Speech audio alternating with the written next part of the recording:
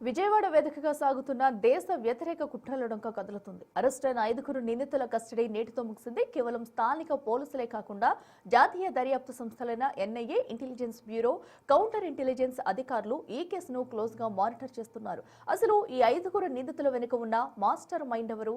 అమాయక యువతను వీరు ఎలా ట్రాప్ చేస్తున్నారనే దానిపై 5 రోజుల కస్టడీలో కీలక అంశాలు రాబట్టారు.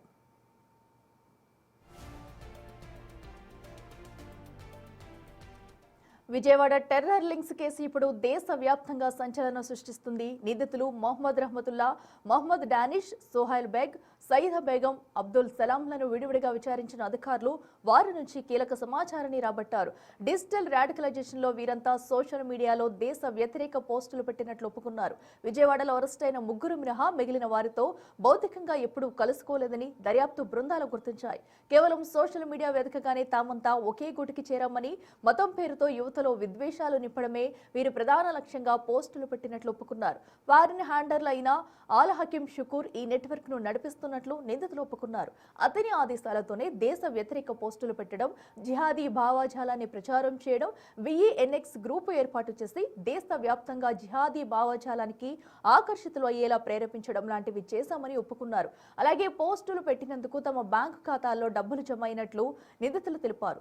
వీరితో పాటు ఇప్పటికే అరెస్ట్ అయిన 7 నిందితులతో వీరికి ఉన్న లింకులు, విఈఎన్ఎక్స్ గ్రూప్ ద్వారా సమాచార మార్పిడిపై ఇప్పటికే ఎన్ఐఏ ఆరా తీస్తుంది.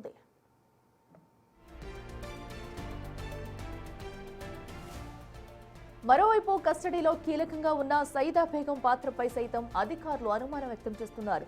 యూట్యూబ్, ఇన్స్టాగ్రామ్, ఫేస్బుక్ వేదికగా రీల్స్, స్టోరీస్, పోస్టులు పెడుతుండడం, సయీదా బేగం విజయవాడలో అరెస్ట్ అయిన 3 సోహైల్ బేగ్, మహమ్మద్ డానిష్, మహమ్మద్ రహమతుల్లా కేసులో సయీదా బేగం పాత్ర అత్యంత కీలకంగా కనిపిస్తుంది. సోషల్ మీడియాలో పరిచయమైన సల్మాన్ ద్వారా ఆమె ఈ నెట్వర్క్లకు వచ్చినట్లు చెబుతున్నా విజయవాడకు చెందిన 3 నిందితులు సయీదా బేగం ఆదేశాలతో ఆపరేట్ అవుతున్నట్లు పోలీసులు గుర్తించారు. ఫారిన్ హ్యాండర్ ఆల్ హకీం షుకూర్ 5 పాటు మరో 7 ఒకే వేదికపైకి తీసుకుని రావడం, వారందరికీ జిహాదీ భావజాలాన్ని ప్రోత్సహించినట్టు గుర్తించారు.